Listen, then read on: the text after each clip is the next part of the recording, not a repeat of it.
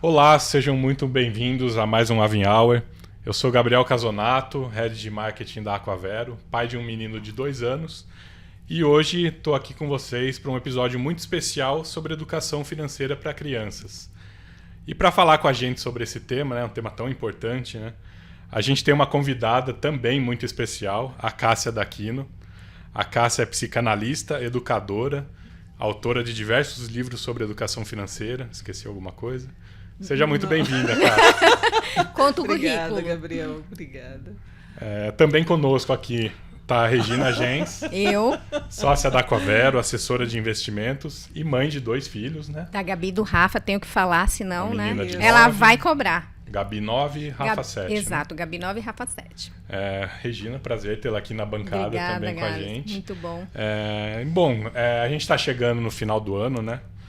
Acho que muitos pais pensam mais nessa época, em como ensinar valores importantes ali para os seus filhos. E isso inclui como lidar com o dinheiro, né? A gente pelo menos espera que inclua, né? Porque é um assunto que, apesar de ser um tabu, acho que é algo que cada vez mais os pais estão dando atenção, e começando a falar ali com os filhos.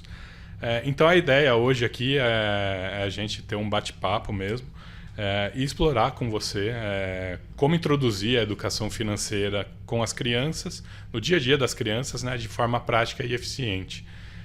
Então, para a gente começar, queria saber se existe uma idade ideal para a gente começar a passar conceitos financeiros para as crianças. E aí, quais seriam os primeiros passos para a gente fazer isso? Muito bom. Em primeiro lugar, é um prazer estar aqui com vocês, com pais tão interessados, vamos nos divertir muito. E como o seu Pedro tem 2 anos, você, Gabriel, está às portas desse momento, porque por volta dos 2 anos e meio, 2 anos e 8 meses, costuma ser o primeiro momento em que a criança pede aos pais que comprem alguma coisa para ela. E esse pedido de compra anuncia uma porção de coisas, anuncia que a criança vem prestando atenção há muito tempo na maneira como os pais consomem, anuncia que ela já entendeu que existe dinheiro e que esse dinheiro dá acesso a coisas muito divertidas, coloridas e gostosas, e que existe um tal de dinheiro, e que os pais têm esse dinheiro. Isso com 2 anos e meio, 2 anos e 8 meses, quando eles ainda falam um dialeto que é muito rudimentar. E, no entanto, esse é um momento em que praticamente se levanta uma bandeira, entendeu? E se houvesse um bom diretor de cena na vida, soariam trombetas e este momento de começar a ensinar os filhos sobre dinheiro estaria demarcado. Porque, a partir daí, os pais têm chance de começar a tecer uma renda que vai durar cerca de 18, 20 anos, uma renda muito suave, muito delicada, sem pressa, sem ansiedade, sem desespero, em que se vai devagarzinho pontuando quais são as melhores maneiras de alguém se relacionar com a grana. Então, Legal, você está quase pronto para isso. Até antes do que eu imaginava. Não sei se eu fico feliz em saber disso. Você achou que ia demorar um pouco mais, pois né? É bem precoce. E você acha que a forma como a gente lida com o dinheiro na infância, impacta a forma como a gente lida com ele também na fase adulta? Mas não tem a menor dúvida disso. Não apenas o dinheiro, como quase tudo que a gente tem na vida adulta, foi construído até por volta dos 5, 6 anos de idade. Não é o que a gente sabe, obviamente, mas a maneira como a gente traduz o mundo foi construída ainda num momento tão inicial, tão primitivo. Porque, a gente sabe que diversão de filho é assistir pai e mãe, né? Esse é o hobby de filhos, são observar e ver exatamente como é que eles fazem, o que é que eles dizem, como é que eles interpretam, o que é que eles não dizem, como eles reagem, e a partir disso vai se construindo para a criança um enredo que diz a ela qual é a maneira correta nesta casa de se haver com esse dinheiro, de se haver com esses assuntos, de se haver com esse dinheiro também. Isso é tão interessante que quando a gente é adulto e a gente se casa e coisa e tal, é muito curioso nas discussões sobre dinheiro como os casais acabam lá pelas tantas dizendo, não, mas na minha casa o meu pai fazia assim, a minha mãe fazia assim, porque essa é a verdade, pode ser equivocadíssima, mas essa é a verdade, é a realidade, é a construção adequada que a gente traz de casa. E quando a gente encontra um outro que vem de uma outra construção, outra realidade, isso é um choque. Não é? Com outra formação, com outra visão de mundo, né? Completamente diferente, isso é um choque. Você diz, não é possível. É o meu jeito que tem que prevalecer. E quando a gente tem filhos, então, o embate fica muito mais aguçado. Você sabe uma coisa que você falou agora que me faz lembrar uma história pessoal. A minha mãe, ela, por intuição, acho que nem por instrução mesmo, ela foi a primeira pessoa que me ensinou o conceito de orçamento, né? Então, ela falava assim, no final do mês, a gente vai comprar sapatos. E vocês podem comprar qualquer sapato até R$100. Vou chutar a moeda no momento, que eu nem lembro o que era na infância. Mas se for R$101, eu não vou comprar. E, enfim, e ela falava, é isso. Se esse valor entram 2 sapatos, 3, não sei, ou se é um modelo só que custa isso, tudo bem. Então a gente ia para a loja e ela permitia o exercício da liberdade, dessa infância de escolher, o que é maravilhoso, né? Que antigamente a gente era aquela criança que tinha uma caixinha e ela não tinha voz. E mesmo assim, por pura intuição, não por instrução, talvez, assim, por algo pensado, ela exercia isso com a gente. Então a gente ia na loja, comprava o valor do sapato até tal valor, e se fossem 2, ok, e só um até esse valor. E eu me lembro que às vezes ia um grupinho de mães e algumas crianças faziam uma birra, se jogavam no chão e ela sempre olhava, olha, lá vem a lição, aquele olho mágico da mãe, né? Olha, eu vou levar, já falei que ia ter tal valor, se passar e se jogar no chão, nunca mais vem. Então, tinha um adendo assim, maravilhoso. Então, a gente já ia com aquela ideia, é isso, eu vou gastar isso.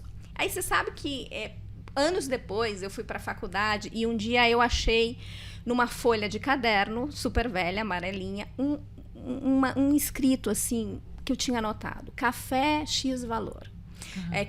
Cópias, X valor. Passagem, X valor. Valor pela semana, tanto. Ou seja, aquele instrumento que ela me ensinou na infância, de comprar o sapato e gastar aquele valor X, eu levei para a vida. E foi na fase adulta que eu consegui fazer a reflexão da importância daquele ato.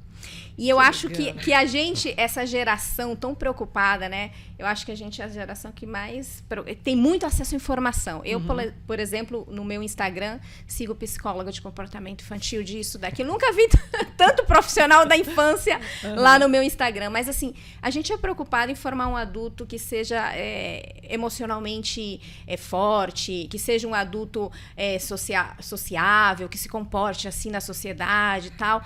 E quando a gente fala de educação financeira, a gente ainda não tem um material tão amplo, ou tão extenso, não se explora, eu acho que hoje, tanto esse assunto.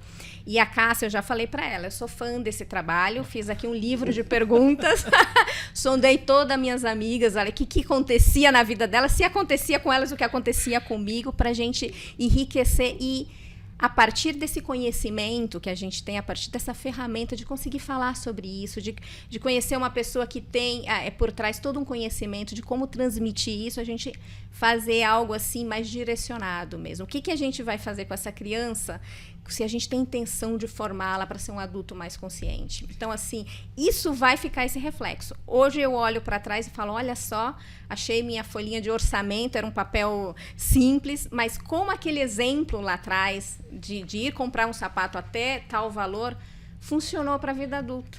Não, se a gente tem um segundinho de atenção ao que a gente faz no Toda Hora, percebe que nos momentos mais delicados da vida, naqueles momentos que são realmente difíceis, como a gente se ancora na ideia do que meu pai diria, do que minha mãe faria, porque são as referências que a gente busca.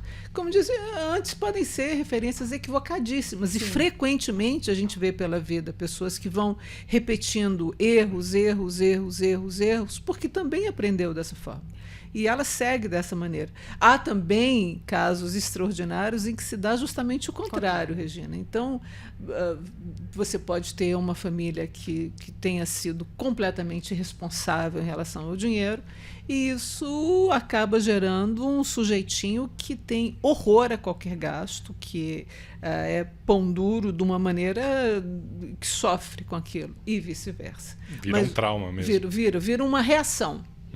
Eu não quero isso para a minha vida. Essa insegurança eu não quero viver, ou essa escassez o tempo inteiro eu não quero para mim, e então a pessoa pula para o extremo oposto.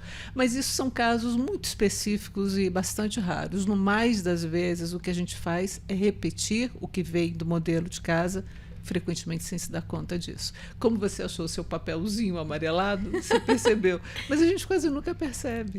Eu fiz esse. Olha só, anos depois, na fase adulta, eu percebi como foi a influência que eu tive na infância para chegar naquele momento. Tinha um recurso X e eu precisava distribuir isso dentro dos meus gastos da semana. E eu fui fazer um orçamento. E é interessante porque eu insisto sempre nisso, a maneira como a gente se relaciona com o dinheiro, ela não tem relação apenas com o mundo financeiro. Esse limite do orçamento, ele acaba transbordando para várias outras áreas da vida. Quando você diz a uma criança, é só até aqui que vamos gastar, ou só até... A criança compreende muito mais do que o dinheiro. Ela vai aprendendo a se suportar em relação aos desejos dela, em relação às birras, ela vai aprendendo a se conter e a se conhecer muito melhor. De maneira que falar de dinheiro é uma forma de a gente falar de uma porção de assuntos, de uma porção de outros temas. E esse é um truque que eu uso bastante. Bom, não sei, mas assim, eu acho que uma preocupação minha agora, né, e eu percebi isso também nas minhas amigas ou nas pessoas que eu conversei sobre o assunto, como é que a gente cria essa consciência sobre o dinheiro de uma forma saudável também, né? Porque eu vivi alguns exemplos, eu tinha dois, na minha família, eu tenho 2 casos bem emblemáticos, né? Pessoas próximas, um deles super gastão, gasta, e o outro não gasta nada, mas nada mesmo. E são da mesma família, criada pelos mesmos pais, né? Então, a pergunta eu acho que o que a gente mais procura quando a gente fala de educação financeira, ou como é que a criança olha esse dinheiro, como essa relação se dá, como é que a gente faz isso de forma saudável? Nem para levar para um extremo, onde você tem uma criança que talvez não mede muito essas consequências, ou gasta, e onde você ensina com cuidado também para não levar aquele extremo, não gasto nada, porque vai acabar isso aqui. Como que a gente coloca esse termômetro ali? Bom, vamos do início. Quando você diz, eu escuto bastante esse tipo de coisa. Na mesma família, e são tão diferentes, vieram do mesmo pai, da mesma mãe, como é que pode? Bom, em primeiro lugar, nunca é o mesmo pai, nunca é a mesma mãe. São sempre pessoas diferentes, que têm filhos em momentos diferentes. Nunca uma gestação é igual a outra. Numa gestação você pode estar tranquila, a vida vai bem. Em outra, não sei, você pode ter passado por um luto e a gestação é diferente. Então, são filhos de pais diferentes. Isso é a primeira coisa. Em segundo lugar, eu percebo que muitas famílias, quando observam que o filho tem um comportamento mais, digamos, excessivamente prudente em relação ao dinheiro, as famílias incentivam muito isso, dependendo da família. Isso é muito insensato. Não é raro ouvir pais que dizem assim, não, lá em casa eu não preciso me preocupar com esse assunto porque fulaninho não gasta com absolutamente nada. E eu fico apavorada, porque eu digo... Que também não é saudável, pena, né? Claro, e se tivesse que escolher entre o sofrimento, entre alguém que vive detonando tudo, que se dá prazer o tempo inteiro, e outro que sofre... melhor, o que detona tudo, muito mais. Vai ser mais feliz, pelo menos. Claro.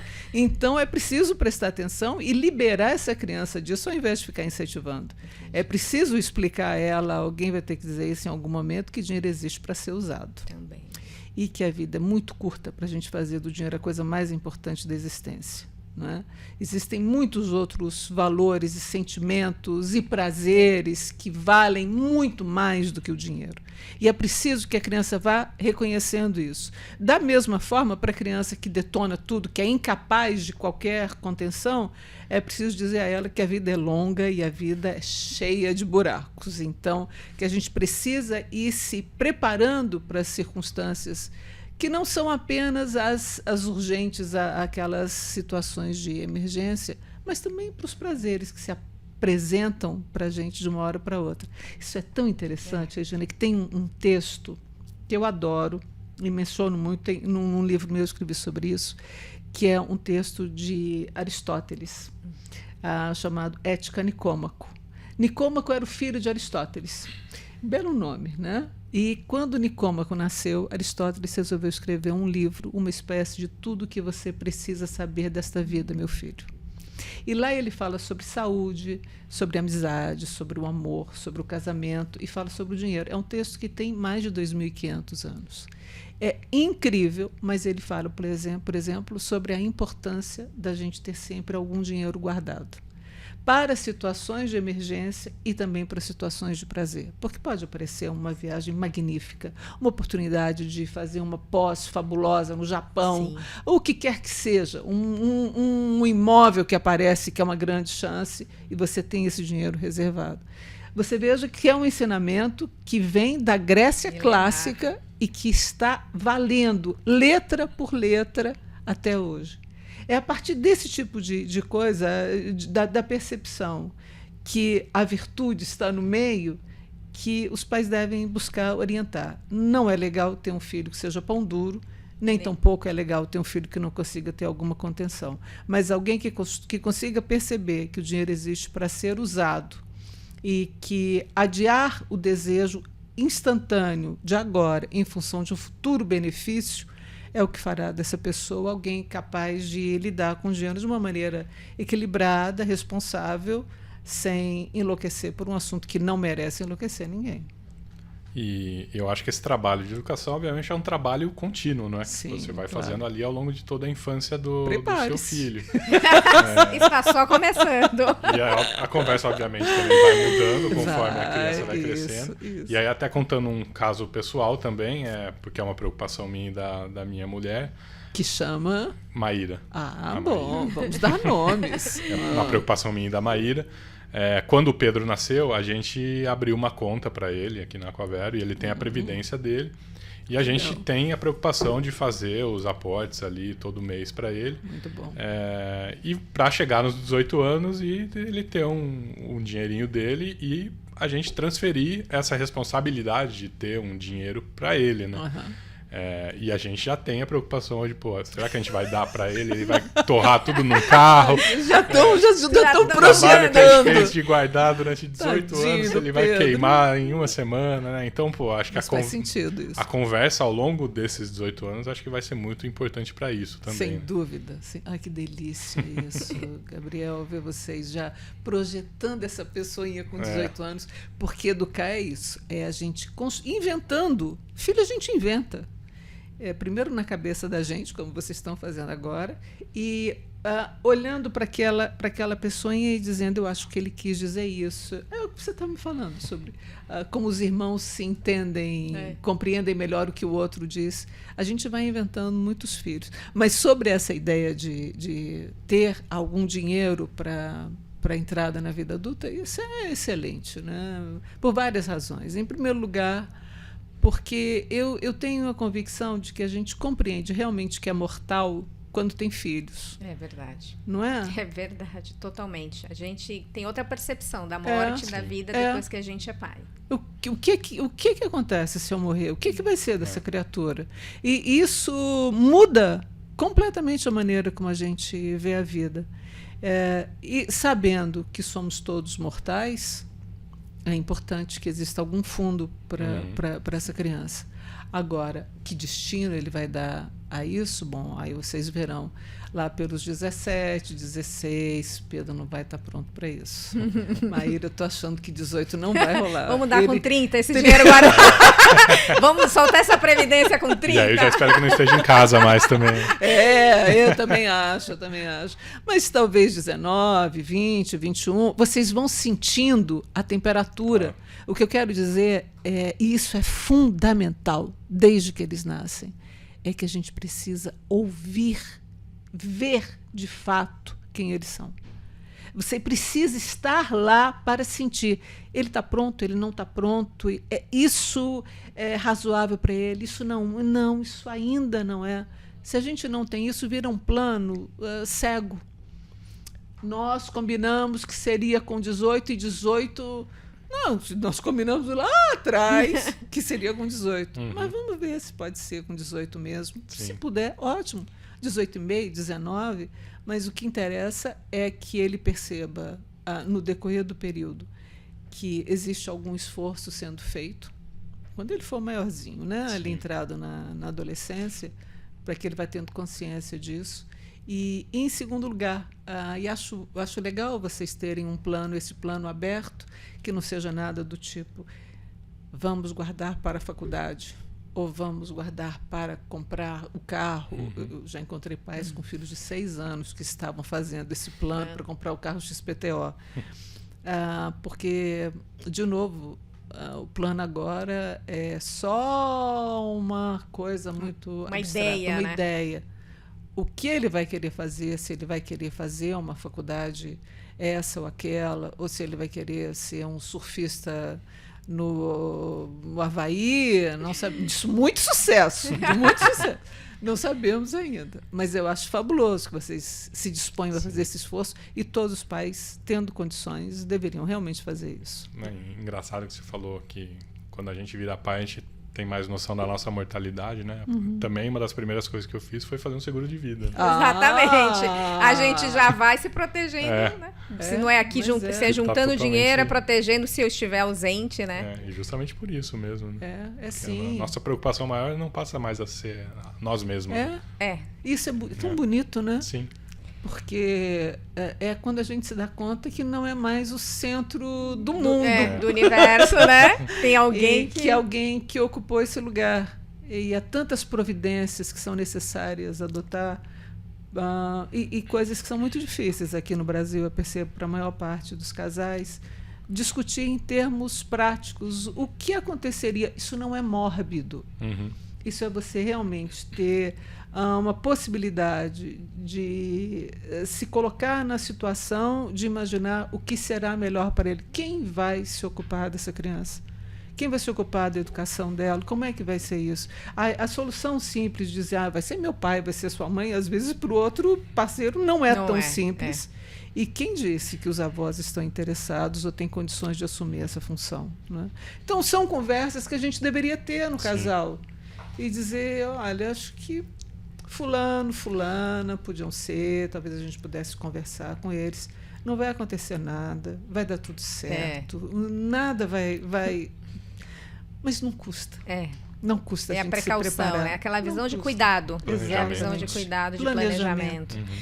Cássia, você falando com o Gabriel, né? Quando essa criança chega lá e você vai descobrir o que ela vai fazer, né? Com esse dinheiro, você vai virar surfista, empreendedor, vai estudar, enfim. Mas eu acho que nessa fase que a gente está formando a criança, né? Que a gente está muito preocupado em quem vai ser esse adulto, quem será essa criança que amanhã vai ser esse adulto. Eu acho que hoje a gente tem algumas ferramentas que a gente já pode ir tentando deixar aquela gotinha, né, de lucidez na criança, de ter uma relação saudável com o dinheiro, com o orçamento, do limite e tudo mais. E aí eu conversando com as minhas amigas, uma delas me falou assim, eu acho que a minha maior preocupação hoje é dizer pro meu filho que o cartão de crédito não é mágico. Porque a criança, mãe, isso não, passa no cartão de crédito. Mãe, não, vai mãe, passa no cartão de crédito. Então, eu acho, e são pequenas coisas que isso também forma a criança. Claro. Então, acho que qual seria a resposta mais adequada para a gente trazer para a criança algumas ideias que ficam muito longe da mente dela hoje? E principalmente hoje porque Antigamente, quando a gente era criança, não sei se o Gabriel pegou essa época, mas era mais fácil ter o dinheiro em mãos, né? Eu morei numa cidade pequena e meu pai me dava um dinheirinho e falava, vai ali no supermercado e comprar tal coisa, era dinheiro fácil. Pro lanche, era o dinheiro pro lanche. Uhum. Então você tocava mais esse dinheiro, você, né, tinha um contato, acho que mais próximo, mais dentro da realidade. Isso. Hoje em dia a criança, né, eu falo por mim, eu já quase não uso dinheiro em papel, assim, eu vejo um dinheiro em papel, meu Deus, quanto tempo que eu toquei naquilo, né? E a criança, hoje, essa geração que vem, pior ainda. Ela vê o dinheiro materializar aquilo, né, é muito mais difícil. Então, aí o cartão de crédito virou meio que a primeira referência de dinheiro, de gasto. Ali tem uma fonte que eu posso gastar. Como é que a gente leva... Pergunta olha, como é que a gente leva essa realidade para a criança de contar que aquele cartão não é mágico, que ali atrás tem algo de valor? Qual que seria a forma mais adequada? Ai, essa pergunta é deliciosa. Dá até arrepios. Tão gostosa que é esse assunto. Vamos de trás para frente. Essa história da relação cada vez menos frequente com o dinheiro. Papel, amor. Isso é um tema que tem me preocupado muito, não apenas a mim, mas a muitos estudiosos da relação da criança com o dinheiro. Por quê? Crianças são seres concretos. Se você diz a uma criança, nem que chova canivete, ela entende exatamente assim. Ela visualiza, nem que chovam canivetes, isso irá acontecer. Crianças são seres concretos. A capacidade de abstração, ela vai sendo construída, começa por volta dos 10, 11 anos e vai se instalando. Portanto, elas precisam que as coisas sejam materializadas. E aí, olha a confusão que todos nós criamos. O dinheiro foi desaparecendo de cena, mas não desapareceu a necessidade das crianças terem a relação concreta com o dinheiro, com as moedas, com as cédulas, de tal forma que, à medida em que elas vão amadurecendo, é que elas se tornam, então, capazes de abstrair os meios de pagamento. Estamos aqui nesse impasse. E, no entanto, países que têm uma tradição muito mais fundamentada na educação dos filhos em relação ao dinheiro, como os países nórdicos, como, de modo muito especial a Suécia, que já esqueceu a existência do dinheiro, tem na figura dos bancos centrais e das instituições que trabalham com dinheiro a preocupação de que às crianças continue sendo apresentado o dinheiro. Porque, senão, o que vai acontecer, e essa é a minha preocupação imensa com esse assunto, é que a gente vai ter uma geração com um buraco enorme. Uma geração que não teve acesso a essa fase concreta e que vai desembocar nos meios de pagamento eletrônicos sem ter passado por essa fase. Da mesma forma que não passa pela cabeça de ninguém dar a um bebê de 8 meses uma feijoada, porque, obviamente, essa criança não tem como digerir isso, não deveria passar pela cabeça de ninguém pretender que a criança tenha uma relação saudável com o dinheiro sem que ela tenha passado pela papinha, pela banana amassada, pela maçãzinha raspada, que são as moedas, que são as cédulas. Com isso, quer dizer o seguinte: quando a gente tem filhos, precisa... acabamos de falar sobre as coisas, como a gente vai se transformando, a gente precisa ter o cuidado, inclusive, de se preocupar em apresentar a eles o dinheiro concreto. E dar, quando eles ainda são muito pequenos, dar a mesada, dar a semanada de maneira concreta. De tal forma que eles possam passar bem por essa fase e, então, depois poderem serem capazes de prosseguir. O cartão. Qual é a principal dificuldade do cartão? A principal dificuldade é que, para muitos pais, o cartão é mágico. Também. Esse é o problema, né? Nem para criança, é para o pai. Para muitos pais, o cartão é mágico. Qual é a principal razão de endividamento adulto, gente? É o uso do cartão. Então, muitos adultos já têm esse probleminha. Que a criança perceba que isso é um instrumento maravilhoso, porque isso é um pedaço de plástico que você pega, entrega para uma pessoa e ela te dá o que você quer. É muito sedutor. Agora, se a gente é capaz de explicar, e não é difícil mesmo explicar isso para a criança. Olha, deixa eu te explicar uma coisa. Eu trabalho muito, trabalho preferencialmente no que gosto, você sabe que isso me dá prazer, eu recebo um dinheiro por isso, o dinheiro vai para o banco. O que eu gasto no cartão, eu tenho que pagar. Pode, dependendo da idade da criança, pode mostrar uma fatura.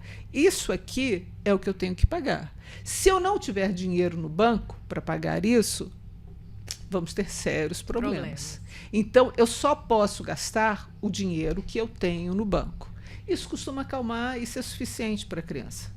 Não é preciso um grande exercício. Fazer uma história. Não é preciso sentar e vamos falar sobre o mundo financeiro e como é complexa a relação com as administradoras de cartão de crédito. Não. Dizer, olha, é muito simples, existe um limite. O dinheiro que tem é esse. Eu não posso gastar mais do que isso. Então, eu não posso, ele não é mágico, ele tem um tanto que eu posso gastar. Ele é finito, acaba. Ele é finito, o recurso sempre é finito, né? Essa é a base da economia. Agora, se a gente traduz visualmente para a criança, do tipo um jarro qualquer, em que você diga, olha, se a gente encher esse pote aqui, ou de balas, ou de biscoitos, ou de moedas, o que quer que seja, você vai ver, se a gente todo dia tirar, o que vai acontecer? Vai acabar. Vai acabar. Esse é o tipo de argumento que a criança entende com uma clareza, porque ela fala, mas faz todo sentido. É visual, né? É visual. Faz parte do dia a dia dela. Exatamente. Né? Isso eu entendo. Se eu tirar isso sempre e não colocar de volta, não. O dinheiro que eu tenho no banco é exatamente como esse pote. Se cada vez que eu uso o cartão eu ficar tirando, vai acabar sem nada. Perfeito. Maravilhoso. Tranquilo. Fácil, né?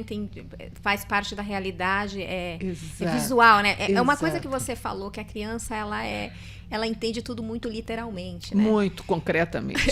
Você falando isso me fez lembrar que quando eu era criança eu escutava meu pai falando com a minha mãe, na época assim, vai ter congelamento de preços. Ah, Deus. Congelou o preço. E eu juro pra vocês, eu fechava os olhos, eu imaginava as prateleiras do supermercado congeladas. Exemplo! Com aquele, sabe, aquela pontinha do gelo. Sei. Pra mim, aquilo era congelar os preços, né? Então, é literal realmente a criança. Então, um exemplo assim, tão fácil de mostrar pra ele, talvez seja um caminho... Que lindo exemplo, adorei. Regina. Adorou? Adorei. Porque Era é exatamente assim que as crianças imaginam atuam. as coisas. É preciso atenção com o que a gente fala com as crianças, porque elas compreendem exatamente aquilo.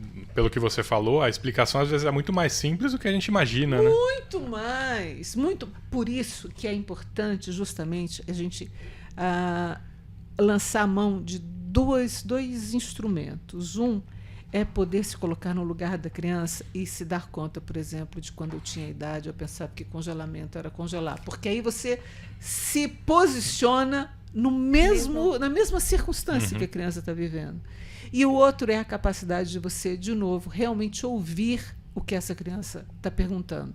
O que é que ela quer saber? O quanto é que ela já tem de informação? E quanto mais ela quer que eu acrescente alguma nota a isso que ela está perguntando. Sem sair pressupondo qualquer coisa. E fazendo um discurso imenso, que a criança morre fica até de tédio. cansada. Exatamente, porque não era nada disso. Não conseguia entender 3% daquilo. Exato. Você falou aí na tua conversa sobre a mesada. Isso também é polêmico. Eu gosto desse tema. Que bom. Dá mesada, não dá mesada? Como é que a gente... Porque às vezes a gente até quer dar a mesada, mas quer dizer como é que a criança vai gastar. Em dinheiro ou moeda, né? Dá aquele dinheiro e fala, mas você não vai comprar isso. Então, assim, eu fico me perguntando. Primeiro que é polêmico, né? Vai dar mesada, não vai dar mesada? A partir de que idade pode ser legal dar essa mesada ou não? E como é que você... controla, né? Porque a gente fica com vontade de dizer pro filho, isso aqui você não vai comprar com isso. Isso, e de certa forma, a gente está entregando para ele um recurso, mas não está criando autonomia com relação àquilo. Mas a gente precisa ter aquele olho de cuidado. Como é que a gente vai dosando essa liberdade, né? Se esse instrumento, de fato, pode ser positivo ou não para a criança, e como é que a gente dosa para a gente não ser também o mandão daquele dinheiro que supostamente eu dei para ele, né? Isso. Bom, em primeiro lugar, a mesada é um instrumento pedagógico. Ela deve existir para educar. Não é um presente, não é porque isso precisa ser dito à criança. A criança precisa ser comunicada dessa decisão a partir de agora. Papai, mamãe, a gente resolveu que vai te dar uma graninha toda semana para que você vá aprendendo a lidar com o dinheiro, de maneira que na vida adulta, que é quando interessa, você possa ser uma pessoa responsável, equilibrada em relação ao seu dinheiro. É preciso avisar a criança disso, porque sem esse aviso, sem essa disposição de o que é que nós queremos com isso, tudo que ela vai compreender é que, bom, esse pessoal daqui de casa gosta tanto da minha companhia, que agora deram de me pagar por eu viver aqui para morar nessa com casa. eles me financiam. Não, é preciso haver uma intenção.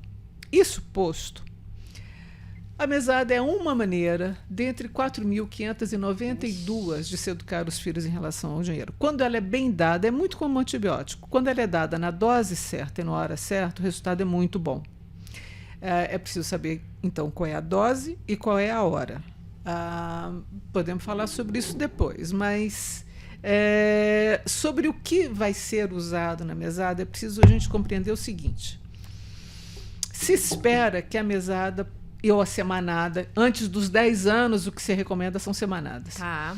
O que se espera é que a criança vá aprendendo a fazer escolhas e, eventualmente, a se arrepender dessas escolhas e a quebrar a cara e até ir à falência, porque se existe uma hora boa para você ir à falência, é na infância, não é? É verdade. Raríssimos casamentos acabam por causa disso, empregos não são perdidos, famílias não são destruídas, então esse é um excelente momento de falir. Você falir. É perfeito.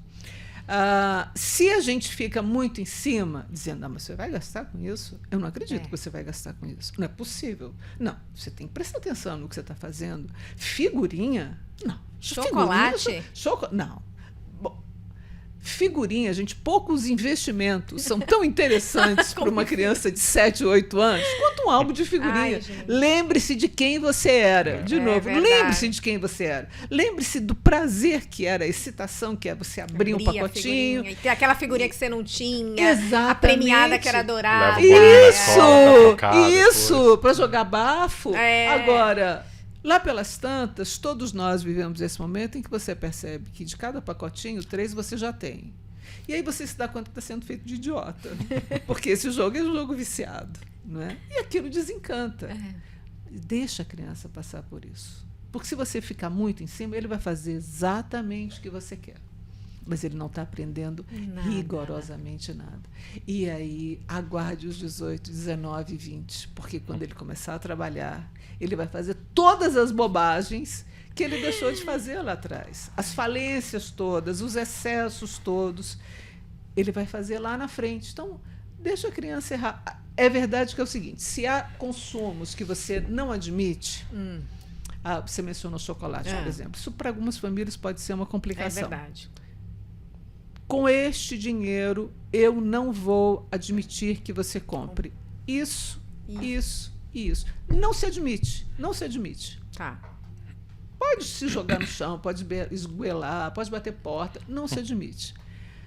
Afora isso, deixa rolar. É claro que a gente observa. Sim. Você observa, vê mais ou menos como estão indo as coisas, mas tenta interferir o mínimo possível, exatamente para que eles tenham a chance de autonomia aprender. também, né? Exatamente. É a possibilidade dele fazer escolhas. É inevitável que ele vai errar, e é por isso, exatamente, que se preconiza que sejam semanadas. Porque se ele erra na quinta-feira, ele não tem que esperar até o mês que vem para corrigir o que ele fez. Corrigir a falência. Na próxima semana, ele já tem chance de calculei mal no lanche do colégio, calculei mal não sei, qualquer consuminho que ele tenha. Não, isso não foi bom. Como é preciso também ensinar os filhos a anotar isso de alguma forma, a ter algum registro. E a gente já tem algumas coisas, né? Eu estava conversando com um amigo e ele falando que deu aos filhos um cartão, né? Porque já não estamos na era do dinheiro. Sim. Colocou um aplicativo onde controla o gasto que ele coloca ali naquele recurso, né? E aí ele comentando comigo, ele falou que percebeu que os filhos gastavam e ligavam para ele, pai, agora você pode mandar um Pix que eu quero comprar tal coisa, mas acabou o meu dinheiro daquele limite que ele tinha. E aí ele falou, epa, peraí. Eu tô fazendo algo errado aqui, eu preciso falar para ele, ok, te dei a liberdade de você ter isso aqui, mas assim, se acabar o valor que eu te dei, acabou.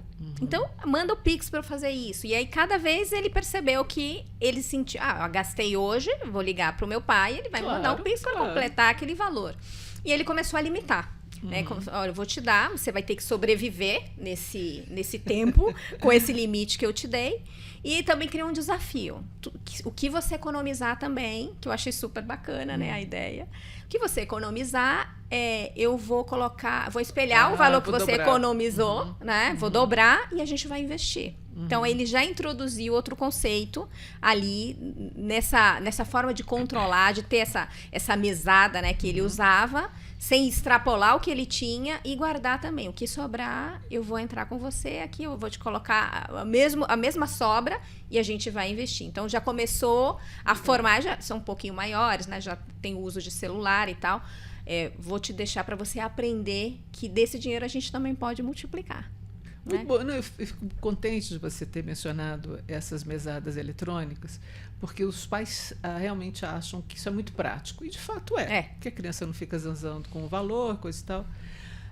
Funciona muito bem, exceto pelo fato de que não permite que a criança faça alguma forma de poupança. Porque a mesada existe para ensinar a criança a gastar, mas também para que ela faça algum projeto, ela se planeja para algum objetivo de curtíssimo prazo. Né? Quanto menor a criança, menor o horizonte de futuro dela.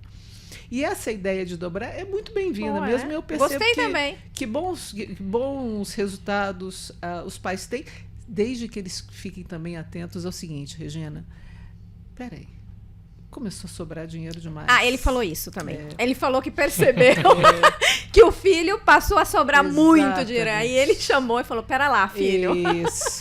Calma, gente. Esse é um pai atento. Não, ótimo. Ele falou, calma, filho, eu percebi que um deles estava totalmente assim, tá sobrando demais todo mês. Então, dosar também, calma. A gente tem o objetivo de guardar, mas aqui é o que você falou, é aprender também a gastar. Porque aprender a gastar é uma coisa muito importante. Muito.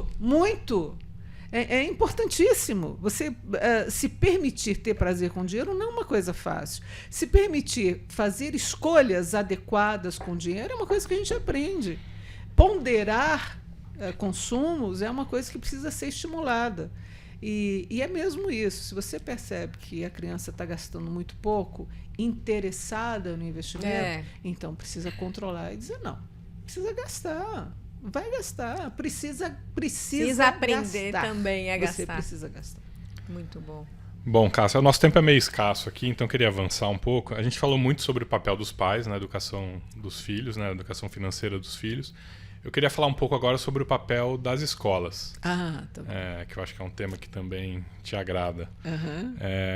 Então, eu queria que você falasse um pouco como você está vendo hoje a inclusão da educação financeira nas escolas. Assim, a minha visão mais leiga é que a gente precisa avançar muito ainda, né, nesse tema. Bom, a gente precisa avançar muito nesse tema da educação. Sim. Né?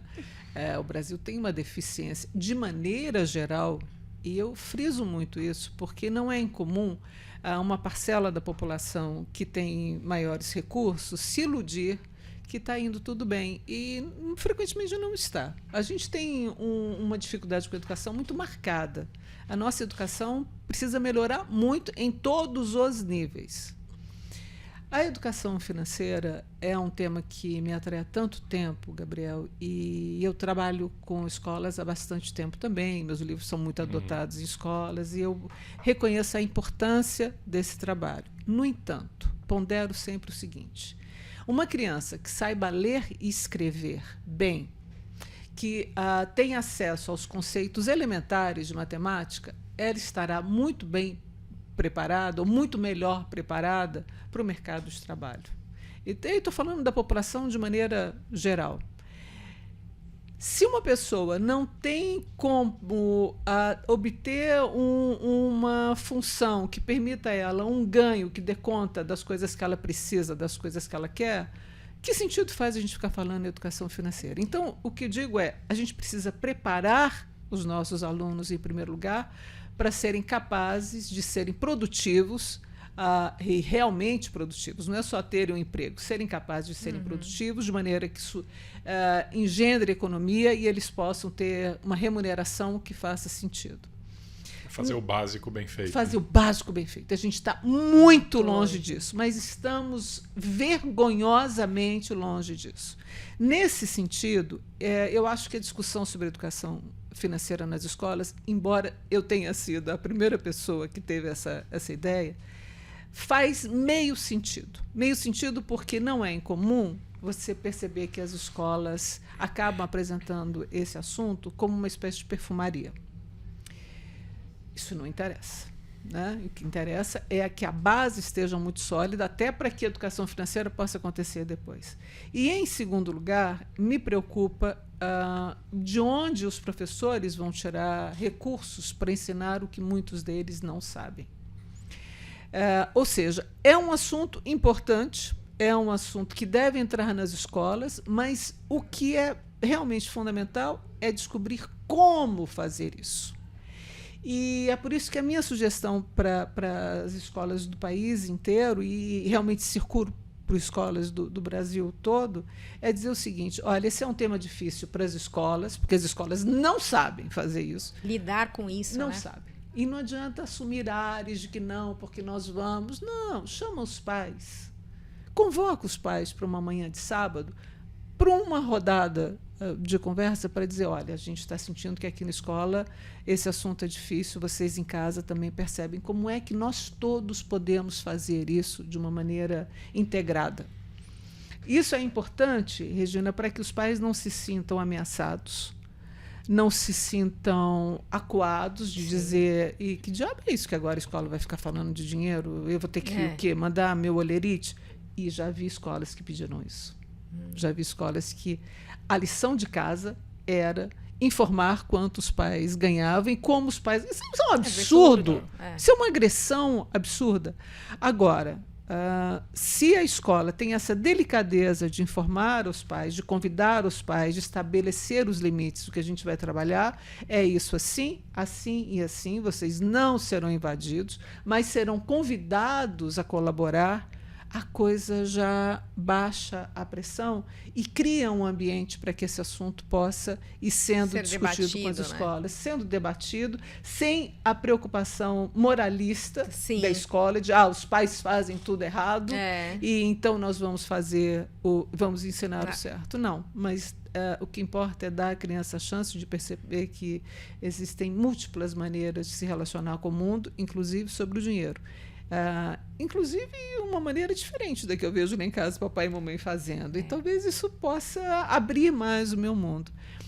Se tudo isso fica bem encaminhado, aí a escola tem condição de tratar desse assunto com essa delicadeza. O que não dá definitivamente a gente achar que a escola vai assumir esse papel. Todo esse papel, né? Exatamente. Exatamente. Deixar na mão da escola. Isso a escola não consegue, não sabe fazer isso, e é abrir porta para uma enorme confusão. Mas é interessante isso, porque na nossa bolha aqui, né, da Faria Lima, do mercado financeiro, a gente vê muita gente criticando, né, a falta de educação financeira nas escolas, que deveria ser matéria obrigatória, né? E a gente não tem noção que, no Brasil mais amplo aí, a gente não faz nem o básico, né? Não faz. A gente não ensina matemática. E olha, eu vou te dizer, nesse Brasil amplo, nesse Brasil fundão, e é um Brasil fundão que inclui São Paulo. É verdade. Isso acaba tendo consequências na vida de todos nós. Todos nós somos atingidos por isso.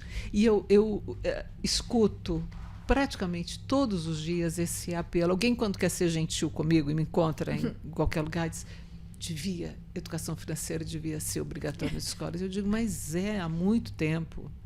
Isso é obrigatório. Eu já não vou me lembrar a data, gente, mas desde o final do governo Lula. É obrigatório. Isso é parte do currículo nacional. Olha. Isso está lá. Se não está rodando, porque errado. Tem alguma coisa. Então, você veja como a gente é desinformado do que acontece na educação, a ponto de alguma coisa estar há mais de 15 anos inserida. E a gente achar que não. E a gente achar que precisa inserir. Agora, na última eleição, vários candidatos diziam isso. Precisa ser, e se eu for eleito, eu vou instituir. Baby, já é. Só tem que fazer acontecer, há muito tempo.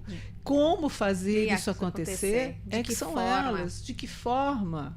E como é que se vai preparar os professores? O buraco é mais embaixo. Sim. O buraco é mais embaixo. Bom, acho que essa conversa tá melhor do que... Eu não sei como a gente tá de tempo aqui. Tem um pouquinho ainda? Temos um pouquinho. Bom, eu tenho uma outra pergunta aqui também, já fugindo um pouco desse tema das escolas. É um negócio mais subjetivo até. Oba. É sobre o papel das emoções, na maneira como as crianças e adolescentes lidam com dinheiro, né?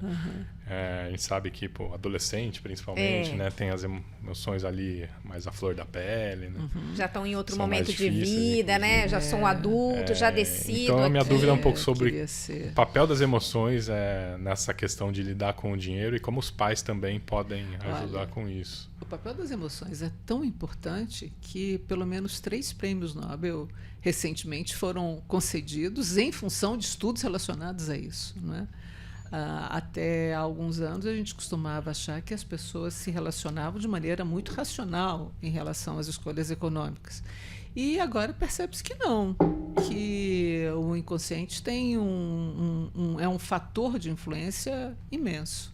Se a gente pensa na adolescência como um momento... vocês viverão isso. Vai chegar. Tenho um pouco de medo de chegar nessa fase, Já eu tenho confesso. medo a partir de agora. Não tenho. Já estou preocupada, né? Não tenho. Você sabe...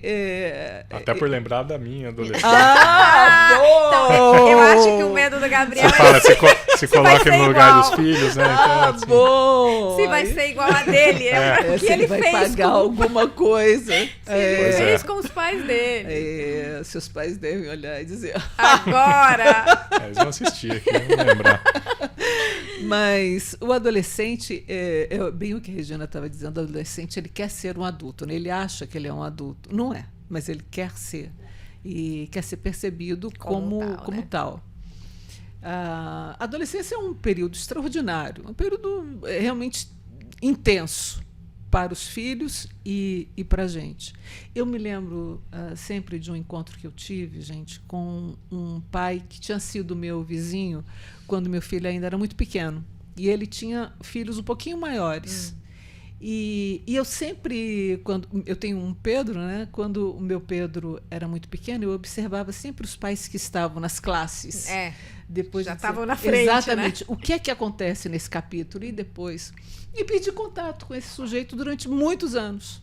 E me encontrei num desses dias de eleição, na zona eleitoral, que fica aquela muvuca. Passei por ele e a filha dele tinha se tornado uma adolescente já. E eu perguntei a ele, e aí, como é a adolescência? E ele era um pai muito sensível, muito excelente pai. Ele parou, olhou para ela, pensou, virou para mim e disse: dói na gente e dói neles. Olha. E é exatamente isso. Não se esqueçam, quando chegar a vez de vocês, dói neles e dói na gente. Se a gente tem essa disposição, de novo, se a gente é capaz, se você for capaz, Gabriel, de quando Pedro estiver na adolescência, lembrar da sua adolescência, de como foi para você essa dor, como foi difícil, como foi tumultuado, como foi bagunçado, o que quer que seja, você vai ser capaz de compreender melhor. Embora nunca vai ser fácil a gente se perceber que eles estão ganhando o mundo. Eles estão deixando de ser a nossa coisinha para virar uma coisinha de mais alguém ou da vida. Mas é um período realmente extraordinário. Mas, voltando à história das emoções na adolescência, é um momento em que o grupo ganha prevalência. Espaço, né? Pertenço a... Exatamente. O que interessa Os amigos. Os meus amigos, A aceitação. Isso começa por volta dos 9 anos, Regina, prepare-se, e vai ganhando, e vai ganhando. Eu quero cada vez mais me reconhecer como parte de um grupo, que não é mais a minha família, é outra tribo. Grupo, eu quero outra tribo. Se a gente é capaz, nesse momento, de ter alguma sensibilidade e reconhecer a legitimidade disso, não vai abrir mão de tudo e dizer, tá bom, então se você quer a camiseta, o tênis, o celular, não, mas ser capaz de dizer, eu me lembro que isso era para mim era importante. Então, ok, no seu aniversário, tal coisa assim que é um marco qualquer de reconhecimento como grupo, ok.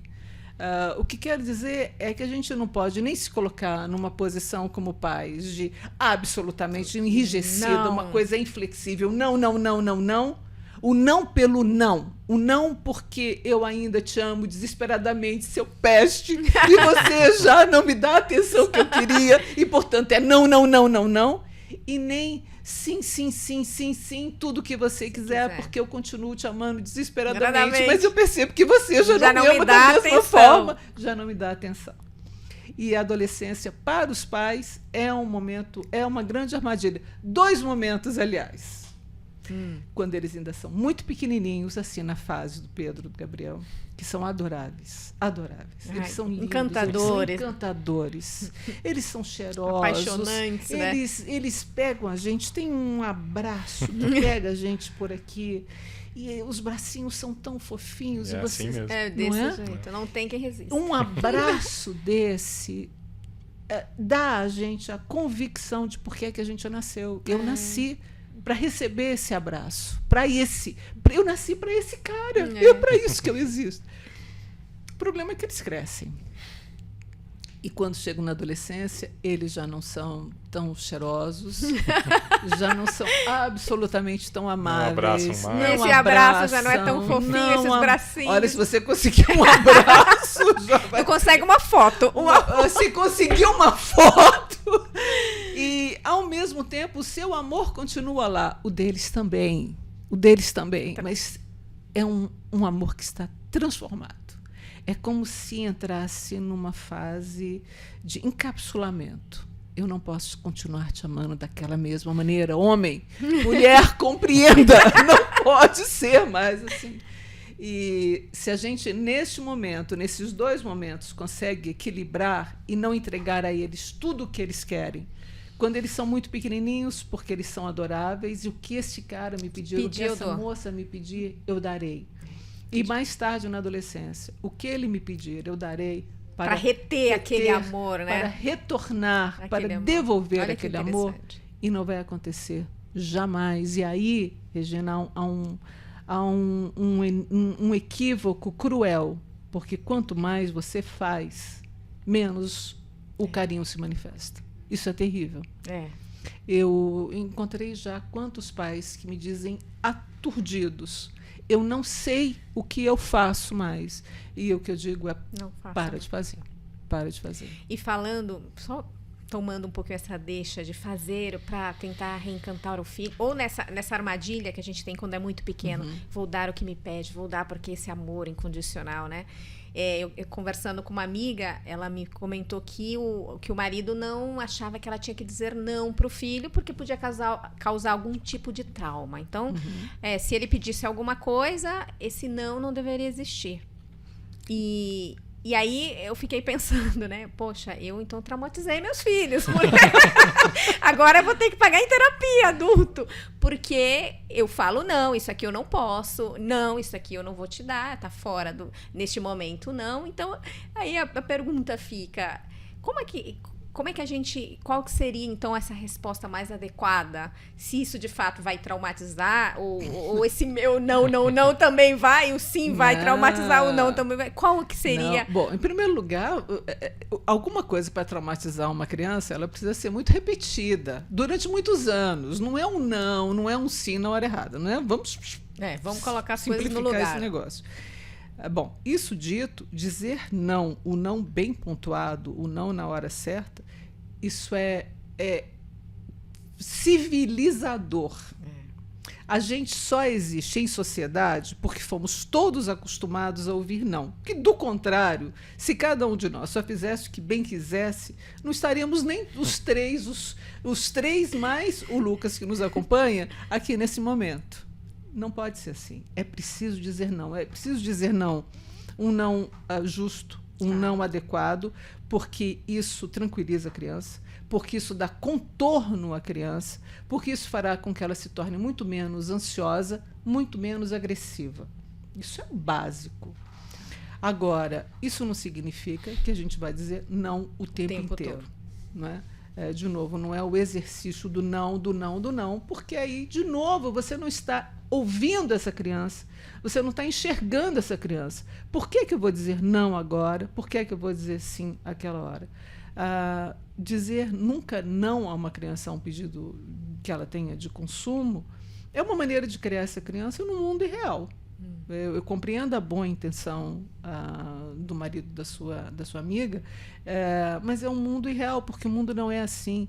Ninguém tem tudo o que quer. É ninguém. É verdade. Não há pessoa neste mundo, nunca houve, que teve tudo que ele quis.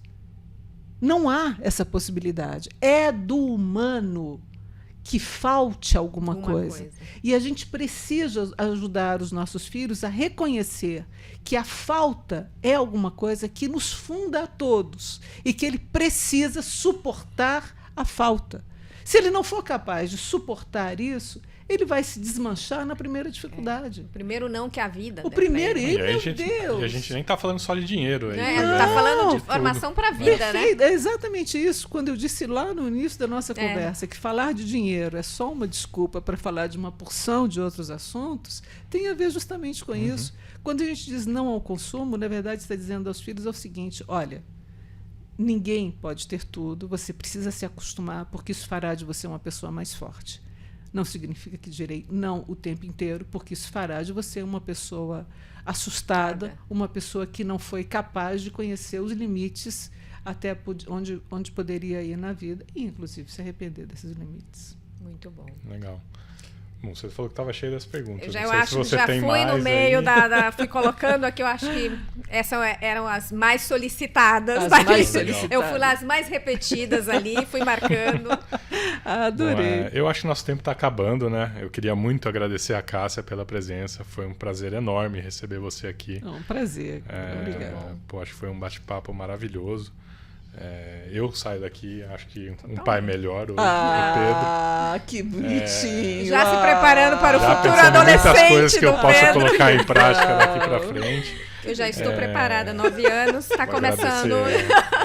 Agradecer a Regina também, acho que obrigada. enriqueceu muito o nosso papo. Não sei se ele quer deixar uma mensagem final para quem está nos quero agradecer assistindo. Muitíssimo, a delícia de papo, as conversas que vocês ouviram e que trouxeram, e as perguntas realmente muito interessantes. Eu fiquei muito estimulada pelas perguntas que vocês fizeram. Obrigada mesmo. Para mim, um gente. prazer imenso, né? Eu já tinha falado para a Cássia quando eu encontrei, olha, se prepara, porque eu venho aqui com um livro de perguntas, mas assim, que bom que tem alguém que tem uma voz sensata, que fala desse assunto de uma forma tão leve, tão gostosa, e de um assunto que é necessário, que a gente precisa. A gente aqui do outro lado, na parte da assessoria, a gente procura o ativo certo no momento macroeconômico, te ajudar a chegar lá onde você quer, quando essa reserva. Mas existe um trabalho educacional tão bonito por trás, né? Que soma muito mais, assim, nessa formação de ser humano, que é fundamental. Então, muito bom. Parabéns pelo trabalho, Cássia. Você é muito gentil, Regina. Obrigada. Mas vocês fazem um trabalho extraordinário e é importante mesmo que a gente vá se dando conta de que se a gente não fala com os filhos sobre o dinheiro acaba ocupando um espaço exagerado na vida. Por excesso ou por escassez. E o dinheiro não pode ter esse poder todo na vida da gente. Ele precisa ser um ator coadjuvante. Tudo mais na vida é mais importante do que o dinheiro. E é por isso que a gente precisa educar sobre isso, para que ele possa continuar lá no papel de coadjuvante, senão ele faz como esses teatros ruinzinhos, que o ator entra pelo meio da cena e derruba o copo e atrapalha tudo, e tudo mais escapa do controle. A gente não pode dar esse poder ao dinheiro, não. Muito bom. Muito bom. Bom, você que ficou até o fim com a gente aqui, gostou desse episódio, compartilhe com outros pais, né? Vamos disseminar o conhecimento, a educação financeira. Curta os nossos canais, o nosso YouTube, o nosso Instagram. Segue a Cássia, né, no Instagram. Sim, é verdade. Como que é a sua arroba lá mesmo? @Cássia Daquino. Perfeito, mais fácil impossível. E é isso, gente. Foi um prazer. Até a próxima. Até o próximo episódio do Avinhal e um abraço.